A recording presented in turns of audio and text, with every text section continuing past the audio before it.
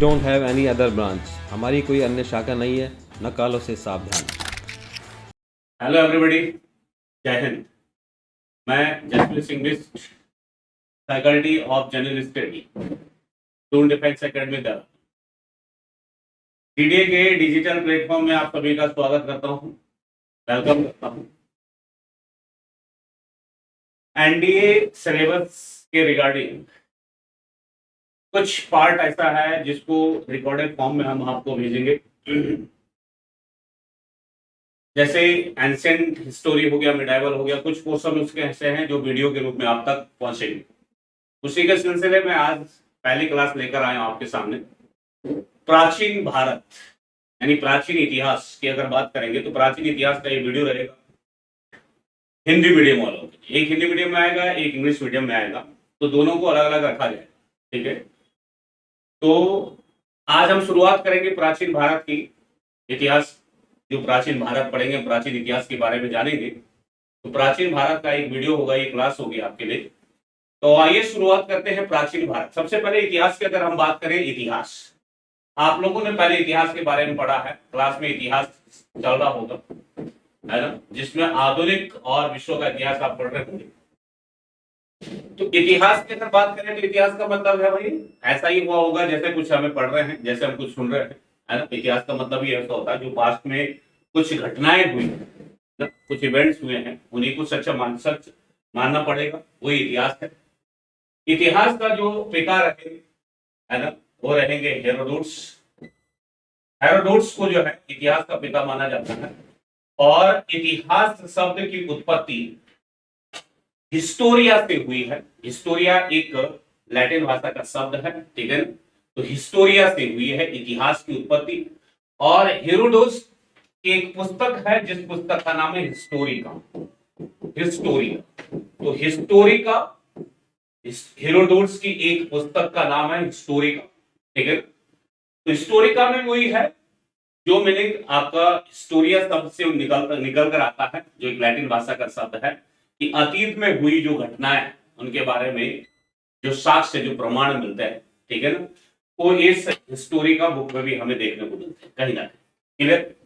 तो चलिए आगे बढ़ते हैं और बात करेंगे कि इस इतिहास में हमें पढ़ना क्या क्या, जो प्राचीन भारत है कहां से शुरू करेंगे, क्या क्या इसमें आएगा, तो एक एक करके आगे पढ़ते हैं। तो सबसे पहले बात करेंगे इसके क्या स्रोत हैं, इसके क्या क्या स्रोत हो सकते हैं, क्या क्या प्रमाण हो सकते हैं, ठीक है ना। किसके प्राचीन इतिहास को समझने के लिए क्या क्या स्रोत हैं, तो आगे लिखा है आपने ऐतिहासिक स्रोत। इनको तीन मुख्य क्षेत्रों में बांटा गया है, या तीन मुख्य स्रोत हैं ऐतिहासिक स्रोत। प्राचीन इतिहास को समझने के लिए तीन महत्वपूर्ण स्रोत हैं, ये आप याद रखेंगे। कौन कौन से स्रोत है? एक है पुरातात्विक स्रोत। पुरातात्विक स्रोत का मतलब है कि जो ऐसी घटनाएं जो आज से प्राचीन काल में हुई है और उनके आज कुछ अवशेष, कुछ एविडेंस हमारे पास उपलब्ध है, उनको हम क्या बोलेंगे?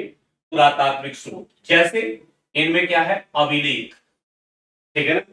कुछ अभिलेख पुरातात्विक स्रोतों के उदाहरण, सिक्के हैं इस काल के, ऐतिहासिक काल के सिक्के हैं, स्मारक है, भवन है, मूर्तियां हैं, अवशेष इत्यादि जो है किसमें रखे रहेंगे? पुरातात्विक स्रोत। इन स्रोतों से हमें प्राचीन काल के विषय में जानकारी मिलती है, ठीक है ना, कि प्राचीन काल में क्या क्या घटनाएं घटित हुई होगी, ठीक है ना। इन अवशेषों के माध्यम से, इन स्रोतों के माध्यम से वो हमें जानकारी प्राप्त होती है, ठीक है ना, प्राचीन इतिहास को समझने के जो स्रोत है। दूसरा है साहित्यिक स्रोत। साहित्यिक स्रोत में जैसे धार्मिक एवं गैर धार्मिक ग्रंथों का उल्लेख मिलता है। धार्मिक और गैर धार्मिक, कुछ धर्म से संबंधित होंगे और कुछ धर्म के आधार पर नहीं होंगे, उनसे भी हमें इस प्राचीन काल के बारे में जानकारी प्राप्त होती है। तीसरा स्रोत हमें जो देखने को मिलेगा, विदेशी यात्रियों का विवरण। तो कुछ विदेशी यात्री भारत में आते हैं और अपनी अपनी पुस्तिकाओं में इस भारत देश के बारे में उल्लेख करते हैं तो उनके उस पुस्तकों को जब हम पढ़ते हैं, उन पुस्तकों को जब हम पढ़ते हैं, तो वहां से भी हमें इस भारत देश की या प्राचीन काल की जानकारी मिलती है। जैसे यूनान के जो लेखक थे उन्होंने लिखा है, रोमन के कुछ लेखक हैं, चीन के लेखक है, अरबी लेखक हैं, इन सभी के जो साहित्यिक जो ग्रंथ हैं उनके बारे में हमें प्राचीन काल की सारी बातें पता चलती है। तो ये 3 इंपॉर्टेंट स्रोत रहेंगे हमें प्राचीन इतिहास को समझने के लिए या भारत को समझने के लिए। क्लियर? आगे बढ़ेंगे। अब सबसे पहले बात करते हैं पुरातात्विक स्रोत की। ठीक है, सबसे पहले बात करेंगे पुरातात्विक स्रोत। अब यहां ध्यान से देखिए, जो पुरातात्विक स्रोत है इसमें क्या क्या है। पुरातात्विक स्रोत के अंतर्गत सबसे महत्वपूर्ण अभिलेखों के बारे में हम जानने का प्रयत्न करेंगे। सबसे महत्वपूर्ण अभिलेख की अगर बात करें तो भारत के संदर्भ में सबसे प्राचीन अभिलेख, इसको नोट कर लेंगे बेटा, सबसे प्राचीन अभिलेख जो मध्य एशिया, जिसको आप फारस बोलते हैं, ठीक है ना, ईरान, मध्य एशिया से जो प्राप्त हुआ उसका नाम है भोजकोई। ठीक है ना, भोजकोई से प्राप्त हुआ, भोजकोई अभिलेख है, से प्राप्त नहीं हुआ, भोजकोई अभिलेख का नाम है। ठीक है ना, भोजकोई क्या है? अभिलेख। ठीक है, मध्य एशिया से जो प्राप्त हुआ है उसका नाम क्या है? भोजकोई। ये भोजकोई जो अभिलेख है ये कहां से प्राप्त हुआ है? ये मध्य एशिया से प्राप्त, फारस से प्राप्त। ये 1400 ईसा पूर्व पुराना है। कितना? 1400 ईसा पूर्व, बीसी की बात करेंगे। 1400 ईसा पूर्व पुराना अभिलेख माना जाता है। ठीक है ना, मध्य एशिया से प्राप्त हुआ। यह विश्व का सबसे प्राचीनतम अभिलेख है और खरोष्टी लिपि में लिखा गया है। कौन सी लिपि में है? खरोष्टी लिपि में। 2 इंपॉर्टेंट लिपि है, एक ब्राह्मी लिपि है, एक खरोष्टी लिपि है। तो ये खरोष्टी लिपि में लिखा गया है, दाहिने से बाईं ओर जो लिखी जाती है उसको हम खरोष्टी लिपि बोलते हैं। तो खरोष्टी लिपि में लिखा गया विश्व का सबसे प्राचीनतम अभिलेख भोजकोई अभिलेख है, जो पुरातात्विक स्रोत का सबसे महत्वपूर्ण उदाहरण है। इतनी बात समझ में? अभिलेखों में अगर एक चीज और इसमें लिखा है, इस अभिलेख में इंद्र, वरुण, मित्र नामक वैदिक देवताओं का भी उल्लेख मिलता है। यानी जो भोजकोई अभिलेख है उसमें इंद्र, वरुण और मित्र नामक वैदिक देवताओं का भी उल्लेख मिलता है। क्लियर हुई बात? इतनी बात समझ में आई? नेक्स्ट, अभिलेखों में प्रयुक्त होने वाली लिपियां कौन कौन सी है? जो अभिलेखों में लिपियों का वर्णन किया जाता है वो कौन कौन सी लिपि है? जैसे हमारी भाषा हिंदी है तो हिंदी में जिस लिपि का हम प्रयोग करते हैं उसको हम देवनागरी लिपि बोलते हैं। और देवनागरी लिपि का जो उत्पत्ति है वो कहीं ना कहीं ब्राह्मी लिपि से मानी गई है। तो प्रमुख लिपियों में जैसे ब्राह्मी लिपि है, इसको बाएं से दाईं ओर लिखा जाता है ना, लेफ्ट से राइट की ओर लिखा जाता है। खरोष्टी लिपि की बात करेंगे तो दाएं से बाईं ओर लिखा जाता है, यानी राइट से लेफ्ट की ओर लिखा जाता है। तो 2 इंपॉर्टेंट लिपि है ये, एक ब्राह्मी लिपि और एक खरोष्टी लिपि। ठीक है, प्राचीनतम अभिलेख जो भारत में मिले हैं वो है अशोक के अभिलेख। अशोक के अभिलेख भारत में सबसे प्राचीनतम अभिलेख हैं, जिनको जो है ब्राह्मी और आपका खरोष्टी लिपि दोनों में लिखा गया। ब्राह्मी और खरोष्टी लिपि दोनों में लिखा गया। इतनी बात समझ में? अब देखो, जो अशोक ने अपनी लिपियों को लिखना शुरू किया वो किसके प्रेरणा से लिया है? डेरियस प्रथम, आपने नाम सुना होगा, डेरियस प्रथम से प्रेरणा लेकर जो है, डेरियस प्रथम से प्रेरणा लेकर अशोक ने अभिलेख लिखने शुरू किए थे। और भारत में सबसे प्राचीनतम अभिलेख भी अशोक के मिलते हैं। ये डेरियस प्रथम भारत पर आक्रमण करने वाला पहला व्यक्ति होगा। डेरियस प्रथम भारत पर आक्रमण करने वाला पहला व्यक्ति होगा जिसने 518 ईसा पूर्व में भारत पर आक्रमण किया था। 518 ईसा पूर्व में। और अशोक ने इसी डेरियस प्रथम से जो है क्या प्रेरणा ली? इसी डेरियस प्रथम से जो है अभिलेख को लिखने की प्रेरणा ली थी। तो अभिलेख लिखना इसी से सीखे थे कौन? अशोक। इतनी बात समझ में? अशोक के जो अभिलेख है उनको पढ़ने वाला 1837 ईस्वी में जेम्स प्रिंसेप नाम का एक अंग्रेज हुआ करता था। जेम्स प्रिंसेप, याद रखना, जेम्स प्रिंसेप ने जो है सबसे पहले अशोक के शिलालेख अभिलेखों को पढ़ा था। तो 1837 में जेम्स प्रिंसेप ने जो है अशोक के क्या पढ़े थे? अभिलेख पढ़े थे। तो ये चीज भी आपको याद रखनी है यहां से। तो पुरातात्विक स्रोत में सबसे महत्वपूर्ण अभिलेख है कौन सा? बोस्कोय अभिलेख, जो सबसे प्राचीन अभिलेख माना जाता है। खरोष्टी लिपि में लिखा गया। किस लिपि में लिखा गया है? खरोष्टी लिपि में लिखा गया। क्लियर हुई बात? नेक्स्ट आगे बढ़ते हैं। अब इसमें कुछ पुरातात्विक स्तंभ अभिलेख है, कुछ पुरातात्विक स्तंभ अभिलेख हैं, उनमें से कुछ इंपॉर्टेंट यहां दिए गए हैं। लिखा है स्तंभ लेख का नाम है, इधर स्थान है और संबद्ध व्यक्ति है और उसका समय काल लिखा हुआ। ठीक है, अब याद रखना, सबसे पहले लिखा है महारौली या महरौली स्तंभ लेख। ये सबसे इंपॉर्टेंट है महरौली स्तंभ लेख, जो प्राचीन काल में हमें उस चीज की जानकारी देता है कि ये किस काल का लेख है, किस शासक के द्वारा लिखवाया गया था। तो प्राचीन स्तंभ अभिलेख की अगर बात करेंगे तो महरौली स्तंभ लेख उनमें से एक है, जो कहां है? कुतुब मीनार परिसर दिल्ली के अंदर है। ये महरौली स्तंभ लेख ऐसा है, जो महरौली स्तंभ है ये उस लोहे का बना है जिस लोहे पर आज तक कभी जंग नहीं लगा। याद रखना, इस पर आज तक कभी जंग नहीं लगा है। ठीक है ना? तो इस लोहे का बना, याद रखना। क्लियर बात? किस व्यक्ति से संबंधित है? चंद्रगुप्त द्वितीय व्यक्ति का नाम होगा, शासक का नाम होगा, यानी गुप्त कालीन अभिलेख है। महरौली अभिलेख गुप्त कालीन अभिलेख। ठीक है, दूसरा है प्रयाग प्रशस्ति। ठीक है, प्रयाग प्रशस्ति। प्रयाग प्रशस्ति प्रयागराज उत्तर प्रदेश में स्थित है और समुद्रगुप्त, जो कि गुप्त शासक था, समुद्रगुप्त के काल से संबंधित है, यानी समय रहेगा गुप्त कालीन। ठीक, तीसरा है ऐरण स्तंभ लेख। ऐरण स्तंभ लेख की बात करें तो ऐरण मध्य प्रदेश से प्राप्त हुआ है और भानुगुप्त का है और गुप्त कालीन है। ऐरण स्तंभ लेख, ऐरण जो स्तंभ लेख अभिलेख है, ऐरण से ही, यानी प्राचीन काल में इस ऐरण अभिलेख से ही सबसे पहले सती प्रथा का साक्ष्य प्राप्त होते हैं। यानी जो प्रथम सती के जो हमें साक्ष्य मिलते हैं, अवशेष मिलते हैं, जानकारी मिलती है, वो ऐरण अभिलेख से मिलती है। ऐरण अभिलेख भानुगुप्त का है। इनके एक दोस्त हुआ करते थे, मित्र हुआ करते थे, गोपराज। गोपराज में एक, गोपराज की जो है एक युद्ध में जो है मृत्यु हो जाती है। तो उनकी पत्नी जो है, जब वो अंतिम संस्कार हो रहा था उनका, तो गोपराज की पत्नी जो है चिता पर छलांग लगा देती है। तो पहली सती का जो प्रमाण मिलता है वो ऐरण स्तंभ या ऐरण अभिलेख से मिलता है। किसका है? भानुगुप्त का। क्लियर हुई बात? फिर है विल्सन स्तंभ लेख। विल्सन स्तंभ लेख एटा उत्तर प्रदेश से प्राप्त होता है। ये कुमार गुप्त प्रथम का है और गुप्त कालीन माना जाता है। इतनी बात समझ में आई?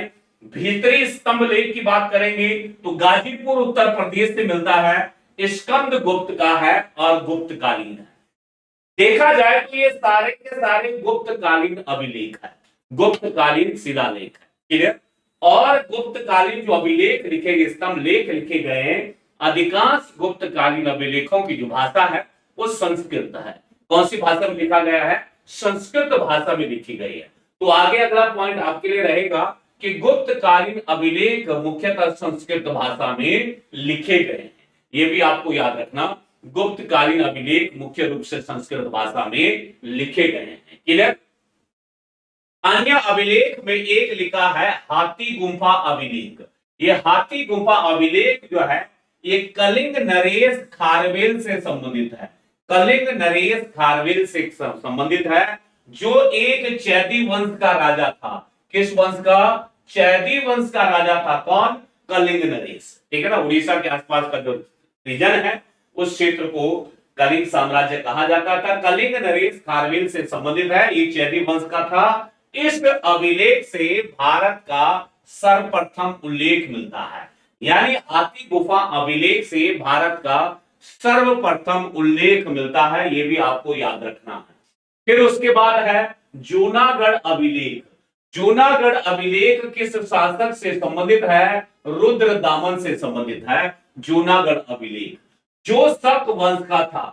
ये किस वंश से संबंधित है? शक वंश, शक डायनेस्टी, आगे जाके हम पढ़ेंगे, का एक महान शासक था। यह संस्कृत का पहला और सबसे लंबा अभिलेख माना जाता है।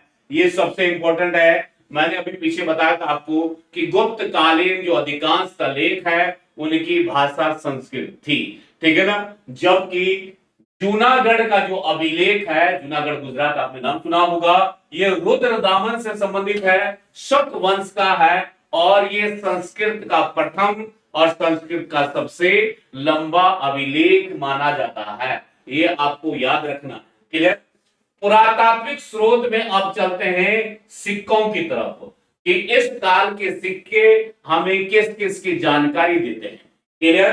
तो लिखा है सिक्कों के अध्ययन को मुद्रा शास्त्र कहेंगे, यानी सिक्कों के बारे में जानने के लिए हम किस शास्त्र का उपयोग करेंगे, उस शास्त्र का नाम होगा मुद्रा शास्त्र। प्राचीन काल के जो अधिकांश सिक्के हैं उनमें सोना, चांदी, तांबा, कांस्य इत्यादि धातुओं से बने होते थे। प्राचीन भारत में अधिकांश तो सोना, चांदी, तांबा, अब बाद में कांस्य का प्रयोग भी हुआ है। जिन सिक्कों व मुद्राओं पर कोई लेख नहीं होता था वो इस काल के माने जाते हैं, केवल आकृतियां विद्यमान होती थी। यानी पुरातात्विक स्रोतों में जो सिक्के हमें देखने को मिलते हैं उनमें किसी प्रकार का लेख नहीं लिखा होता था, सिर्फ और सिर्फ आकृतियां विद्यमान हुआ करती थी, क्लियर। उन्हें पंचमार्क या आहत सिक्के कहते हैं। उन्हें क्या बोलते हैं? पंचमार्क या फिर आहत सिक्के कहते हैं। और आपसे पूछा जाएगा कि भारत के सबसे प्राचीनतम सिक्कों को क्या कहा जाता है, तो आप लिख सकते हैं या तो पंचमार्क या आहत सिक्के कहते हैं। यही भारत के सबसे प्राचीनतम सिक्के माने गए हैं।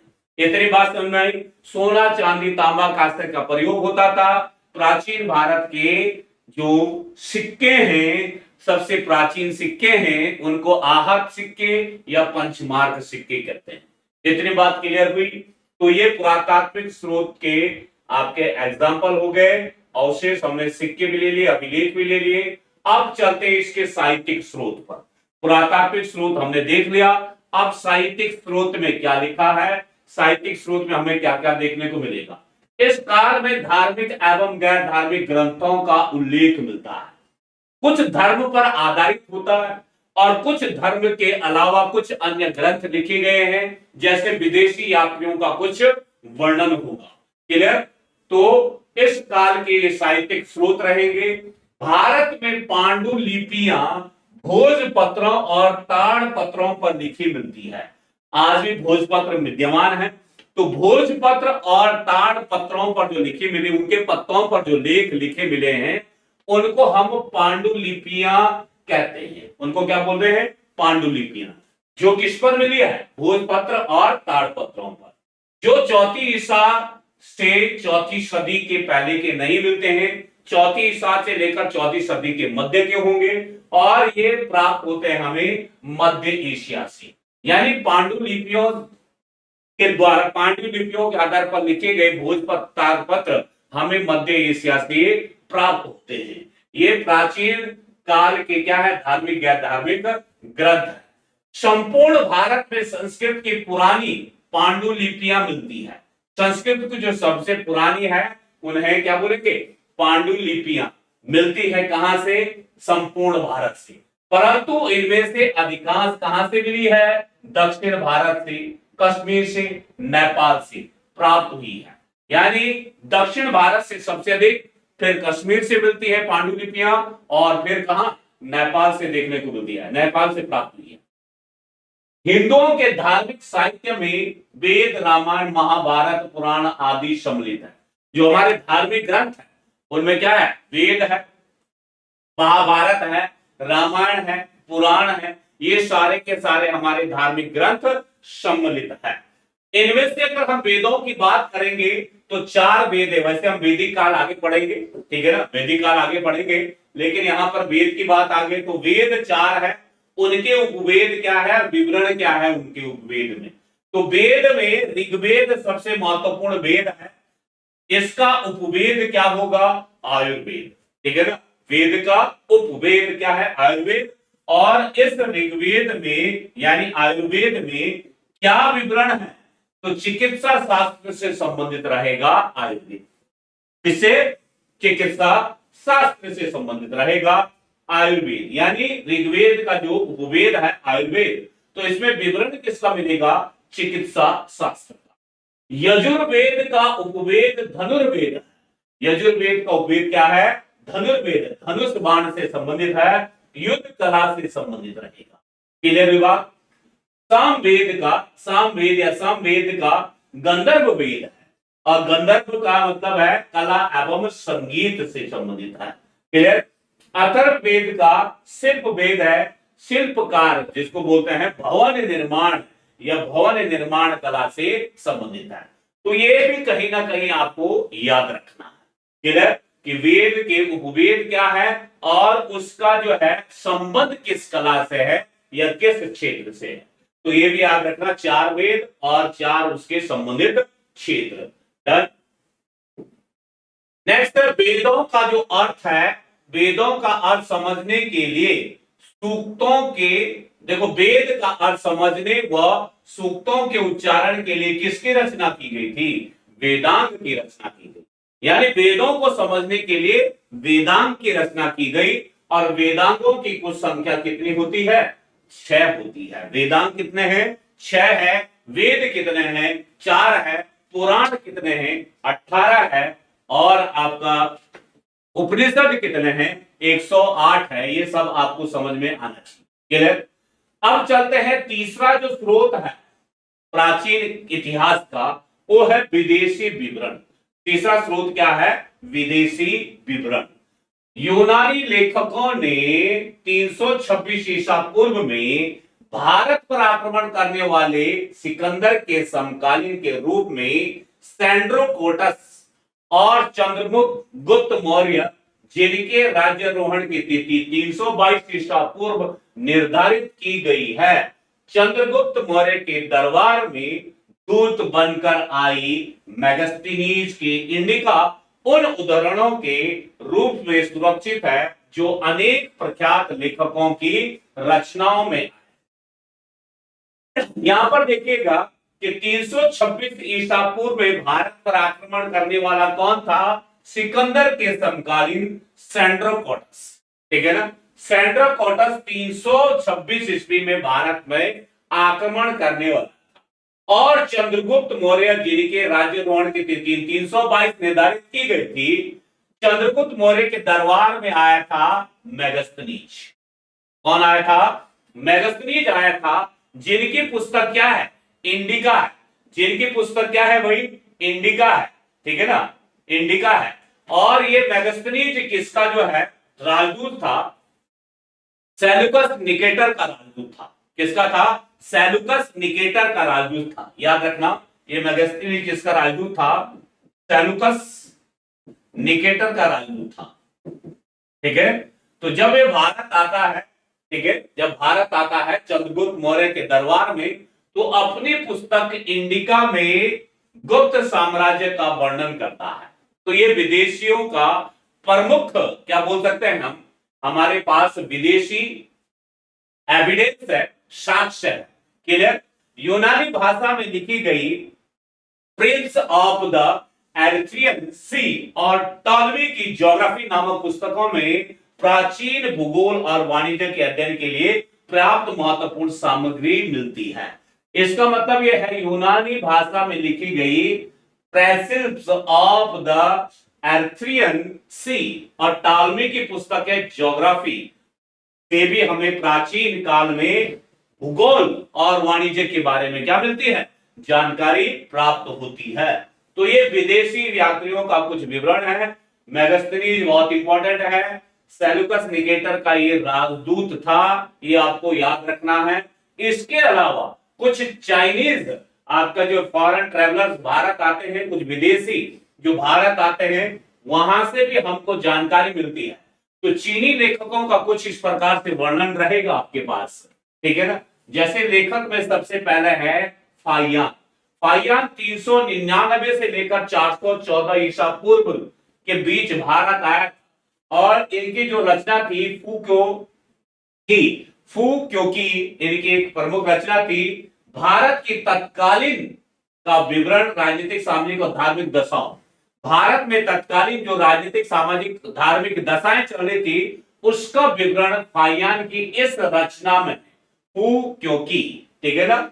यात्री विवरण की अगर बात करें तो फाहियान ने अपने 15 वर्ष की भारत यात्रा में प्रमुख नगरों, बौद्ध धर्म के पवित्र स्थानों का भ्रमण किया।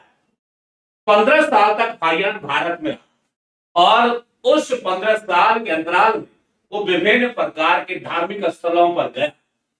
चंद्रगुप्त द्वितीय, इसमें नाम का कोई उल्लेख नहीं था, द्वारा मध्य देश का विस्तृत के वर्णन किया गया। चंद्रगुप्त जिस क्षेत्र में शासन करता था वो मध्य क्षेत्र का इस रचना में फाहियान ने पूर्ण रूप से क्या किया, विवरण किया। क्लियर। सुंग युंग, ये भी एक चाइनीज यात्री है, 1512 से 13 में आए थे। इसने बिहार और बंगाल की तत्कालीन राजनीति, आर्थिक, धार्मिक स्थितियों का उल्लेख किया। बंगाल, बिहार में क्या क्या राजनीति चल रही, वहां की आर्थिक स्थिति कैसी है, इसने यहां भारत आकर जो है इसका उल्लेख किया। तो यहां से भी हमें विदेशी स्रोत प्राप्त होते हैं। क्लियर। फिर ये इंपॉर्टेंट रहेगा वैनसांग, बहुत इंपॉर्टेंट है। 629 से लेकर 645 ईस्वी तक इनकी पुस्तक सीयूकी, ठीक है ना। इनकी पुस्तक एक सीयूकी है। सीयूकी में प्राचीन भारत का उल्लेख मिलता है। क्या मिलता है? वैनसांग ने लगभग 16 साल तक भारत की यात्रा पर रहे थे, 16 साल तक भारत में, ठीक है, एवं यहां प्रवास किया, निवास किया 16 साल। उसने विश्व के प्रसिद्ध नालंदा विश्वविद्यालय, याद रखना, नालंदा विश्वविद्यालय जो वर्तमान में बिहार में, तो नालंदा विश्वविद्यालय में अध्ययन किया, पढ़ाई लिखाई की और यहाँ के ज्ञान एवं शिक्षण के उच्च स्तर की प्रशंसा की। यहां जब पढ़ाई की तो यहां पर जो शिक्षा मिली उनको, ठीक है ना, वैनसांग को, तो शिक्षा को आगे बढ़ाने के लिए उन्होंने नालंदा की एजुकेशन को क्या बहुत ही क्या किया उन्होंने, मतलब यहां लिखा है ज्ञान एवं शिक्षण की प्रशंसा की, ठीक है ना। प्रशंसा का मतलब हुआ कि एक अच्छी शिक्षा उनको नालंदा के अंदर दी गई थी, ठीक है ना। नालंदा के अंदर जो शिक्षा की उसकी प्रशंसा के साथ साथ सम्राट हर्षवर्धन के शासनकाल, तत्कालीन भारत की राजनीतिक एवं सांस्कृतिक दशा का विस्तृत उल्लेख। जब वैनसांग भारत आए तो उस समय भारत में हर्षवर्धन का शासनकाल चल रहा था। हर्षवर्धन के शासनकाल की संपूर्ण राजनीतिक, धार्मिक और आर्थिक दशा को बताते हुए वैनसांग ने अपनी इस पुस्तक में सब कुछ का विवरण लिखा रखा। और आज हमें सीयूकी से ये पता चलता है कि एक ऐसा चीनी यात्री जिसने नालंदा विश्वविद्यालय में पढ़ाई की थी, उसका नाम वैनसांग। इतनी बात समझ में। तो कुछ चीनी यात्री ऐसे भी हैं जो आज जिनके स्रोत, जिनके साहित्यिक विवरण हमें प्राचीन काल के बारे में बताते हैं, तो इनको भी आपको अच्छे से याद रखना। फाहियान और वैनसांग सबसे इंपॉर्टेंट रहेगा आपके लिए इनमें, ठीक है ना। कब आया था, कितने कितने साल तक रहा। उसके बाद चलते हैं अब आगे, प्राचीन भारत की बात करेंगे। तो प्राचीन भारत को हम कितने भागों में बांट सकते हैं। अब तक हम जो पढ़े वो हमने प्राचीन भारत के जो स्रोत थे, प्राचीन इतिहास के जो स्रोत थे समझने के लिए, वो 3 स्रोत, पुरातात्विक स्रोत, गैर धार्मिक स्रोत और साहित्यिक स्रोत के साथ साथ विदेशी विवरण भी पढ़ लिया था। क्लियर। अब प्राचीन भारत, जिसको हम प्रस्तुर युग भी बोलते हैं, पत्थर युग, पाषाण युग के बारे में जानेंगे कि प्राचीन भारत को हम कितने भाग में बांट सकते हैं। तो लिखा है प्राचीन इतिहास को हमने 3 भागों में बांटा। प्राचीन इतिहास को 3 भागों में बांट सकते हैं। पहला है प्रागैतिहासिक काल, दूसरा है आद्य ऐतिहासिक काल और तीसरा है ऐतिहासिक काल। अगर हम प्रागैतिहासिक काल की बात करें तो समय सीमा प्रागैतिहासिक काल की क्या है भाई? अननोन। अननोन का मतलब है जिसका कोई हमें अब तक जो ज्ञात नहीं है, अज्ञात बोल सकते हैं हम इसको। अज्ञात से ले जा सकते हैं, अज्ञात से ये जाएगा 8000 ईसा पूर्व तक। 8000 ईसा पूर्व तक प्रागैतिहासिक काल की समय सीमा निर्धारित की जा सकती है। और 8000 ईसा पूर्व से लेकर 4000 ईसा पूर्व तक, 8000 ईसा पूर्व से लेकर 4000 ईसा पूर्व तक हम मानेंगे कि क्या है भाई? आद्य ऐतिहासिक काल की बात करेंगे। और ऐतिहासिक काल की अगर बात करें तो 4000 ईसा पूर्व से लेकर और ये जाएगा आपका लगभग 2500 ईसा पूर्व तक। 2500 ईसा पूर्व तक ये रहेगा ऐतिहासिक काल। ठीक है ना? ऐतिहासिक काल। यहां तक ये 3 भागों में प्राचीन इतिहास कहीं ना कहीं बटा रहेगा। सबसे पहले बात करेंगे प्रागैतिहासिक काल की। प्रागैतिहासिक काल की बात करेंगे जो अज्ञात से लेकर कहां तक है? अज्ञात से लेकर 8000 ईस्वी तक दे रखा है। 8000 ईस्वी तक, अज्ञात से लेकर 8000 ईस्वी तक दे रखा है। 8000 ईस्वी तक की बात करेंगे तो इस काल में हुआ क्या कि इस काल को पाषाण काल भी कहा जाता है। रीजन क्या होगा पाषाण काल का? क्योंकि इस काल के जो अवशेष मिले हैं उनमें लिखित साक्ष्य नहीं है। उनमें क्या नहीं है? लिखित साक्ष्य नहीं है। अवशेष तो मिले हैं लेकिन लिखित रूप में हमें नहीं मिले हैं। इतनी बात सुने। अगर लिखित रूप में नहीं मिले तो कहीं ना कहीं सांकेतिक रूप में मिले होंगे। लिखित रूप में नहीं मिले होंगे तो भाई क्या होंगे? सांकेतिक रूप में मिले होंगे। सिंपल सी बात है अगर ऐसी बात देखा जाए। इस काल को हम 2 भागों में बांट सकते हैं, एक पाषाण युग और एक ताम्र युग। पाषाण युग और ताम्र युग, पाषाण काल और ताम्र काल बोल सकते हैं। तो इसका मतलब यह हुआ कि जो प्रागैतिहासिक काल है, अवशेष है, ठीक है ना, जिसको हम पाषाण काल या पत्थर युग भी बोलते हैं। ठीक है, पाषाण का मतलब हुआ पत्थर या प्रस्तर। ठीक है, ऊपर लिखा प्रस्तर। इसमें अवशेष देखने को मिलते हैं लेकिन कोई लिखित प्रमाण नहीं है। ठीक है, इसीलिए हम इसे पाषाण युग और ताम्र युग नाम देते हैं। 2 भागों में बंटा। पाषाण काल को अगर देखा जाए तो इसको हम 3 भागों में ले सकते हैं, पुरा पाषाण, मध्य पाषाण और नव पाषाण। पुरा पाषाण, मध्य पाषाण और नव पाषाण एक एक करके समझते हैं कि पुरा पाषाण क्या है, नव पाषाण क्या है, मध्य पाषाण क्या है। सबसे पहली बात करेंगे पुरा पाषाण काल की। पुरा पाषाण काल का मतलब है कि जिसमें आदि मानव पत्थर के अनगढ़ और अपरिष्कृत औजारों का प्रयोग करते थे। यानी कहने का मतलब है इस समय किसका प्रयोग करते थे? औजारों में पत्थरों का प्रयोग करते थे। यानी पत्थरों के औजार बनाए जाते थे। पत्थरों के क्या बनाए जाते थे? औजार बनाए जाते थे। इस काल में या इस काल आखेटक एवं खाद्य संग्रह काल के रूप में जाना जाता है। आखेटक, आखेटक का मतलब शिकार करना, खाद्य संग्रह का मतलब होता है कि जो खाद्य सामग्री है, ठीक है ना, उसको एकत्रित करना, उसको एकत्रित करना, इकट्ठा करना। ठीक है ना, इस काल को कहा जाता है। मनुष्य ने इस काल में आग का आविष्कार तो किया था लेकिन उसका इस्तेमाल करना नहीं सीखा। आग जलानी नहीं सीखी लेकिन आग की खोज कर दी थी, आविष्कार कर दिया था पुरा पाषाण काल में। याद रखेंगे, क्लियर? इसका इस्तेमाल करना नहीं सीखा। इस काल में मानव का जीवन शिकार एवं खाद्य संग्रह पर निर्भर करता था। अभी मैं पहले बता रहा हूं, इस काल को आखेटक खाद्य संग्रह काल इसे कहा जाता था कि मनुष्य का जो व्यवसाय था वो शिकार करना प्रमुख था। मनुष्य इस काल में शिकार करता था, शिकार के साथ साथ अपने खाने पीने की जो वस्तुएं थी उनको जुटाता था, एकत्रित करता था। इस काल में मनुष्य मूलतः पत्थरों का उपयोग करते थे। ठीक है ना, इसीलिए इसको प्रस्तर युग भी कहा जाता है। जैसे हाथ की कुल्हाड़ी, चाकू जिसको क्लीवर बोलते हैं, इत्यादि पत्थरों से बने होते थे। मध्य प्रदेश के भोपाल के पास भीमबेटका की गुफाएं हैं। याद रखना, मध्य प्रदेश स्थित भोपाल के पास भीमबेटका की गुफाएं हैं। भीमबेटका की गुफाओं और चट्टानों से बने आश्रमों से जो औजार मिले हैं वो पूरा पाषाण काल को दर्शाते हैं। क्लियर? भीमबेटका गुफाओं के पास से जो चट्टानों से हमें आश्रय, यानी आश्रय का मतलब जो लोगों के घर ठिकाने हुआ करते थे, और औजार मिले हैं, वो कहीं ना कहीं किस काल से संबंधित है?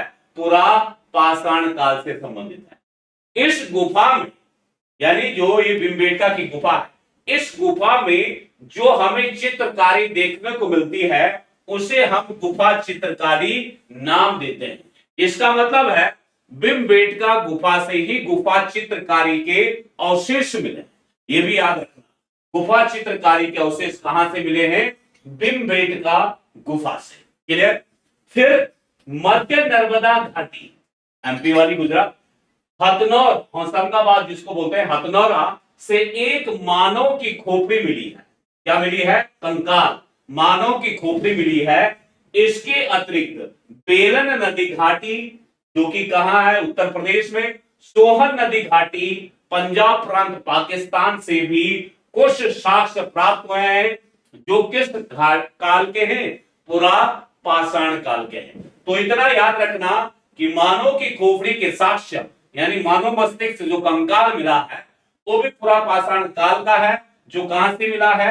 हथनौरा, नर्मदा घाटी हथनौरा या होशंगाबाद से मिला है। इसके साथ साथ बेलन नदी घाटी उत्तर प्रदेश और सोहन नदी घाटी जो कि वर्तमान पाकिस्तान प्रांत है, यहां से भी पूरा पाषाण काल के कुछ साक्ष्य प्राप्त हुए।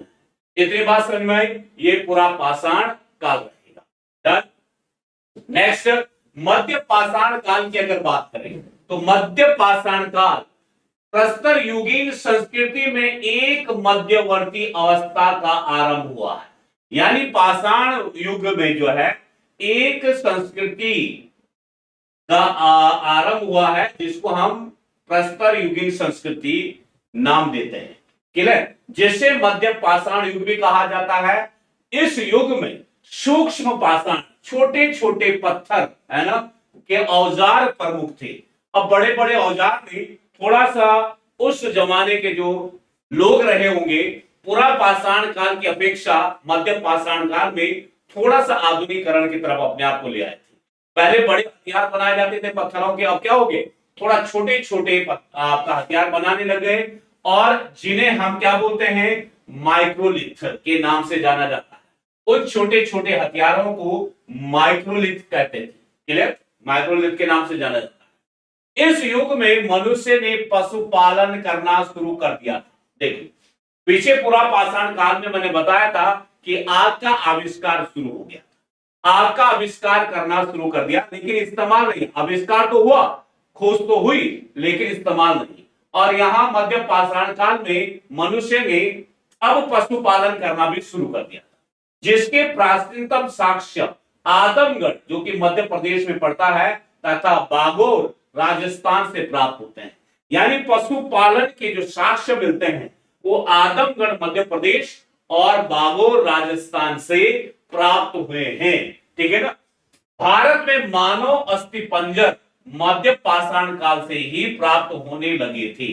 मानव अस्थिपंजर यानी मनुष्य की जो अस्थियां हैं वो किस काल से प्राप्त होने लगी थी? मध्य पाषाण काल से प्राप्त होने लगी थी।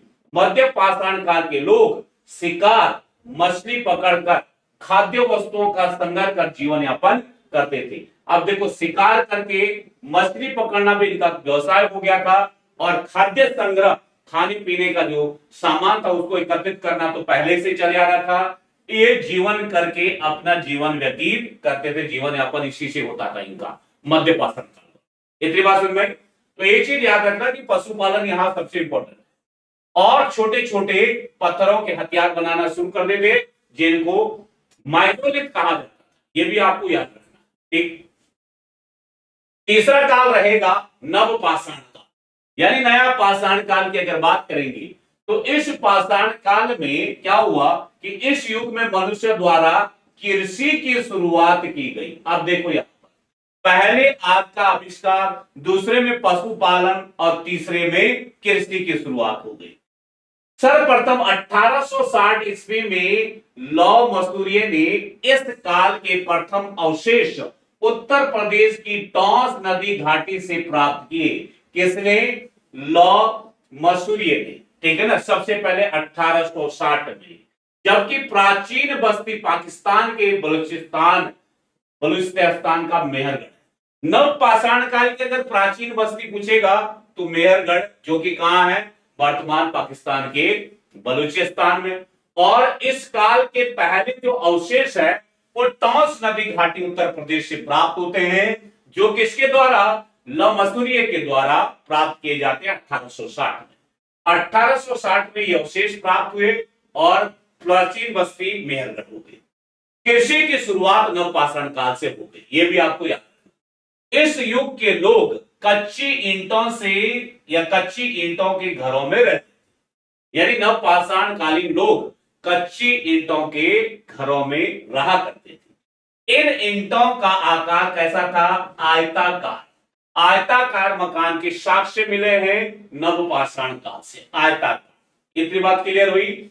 चावल, गेहूं, जौ, कपास इत्यादि इस काल की प्रमुख फसलें थी। क्यों? क्योंकि ऊपर लिखा है कृषि की शुरुआत हो गई थी, तो चावल, गेहूं, जौ, कपास भी इस काल के लोगों के द्वारा अब उत्पादन करने वाली फसलों में से एक रहा करती थी। कश्मीर के बुजहोम से मानव कंकाल के साथ साथ पालतू कुत्तों के दफनाने के साक्ष्य भी मिले हैं।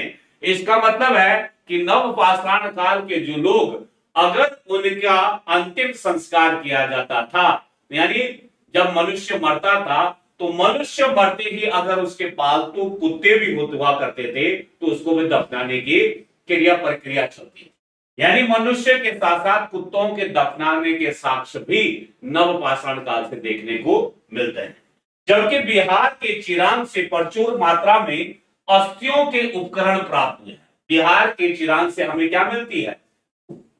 अस्थियों के साक्ष्य मिलते हैं। यहाँ के लोग बैल, हाथी, बारहसिंगा इत्यादि पशुओं से प्रचलित थे।